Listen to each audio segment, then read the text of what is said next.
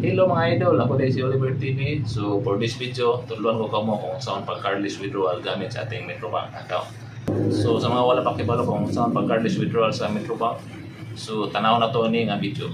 Kini mo ang pinaka-latest update sa Metrobank Cardless Withdrawal. So ato na sugdan. Tara na.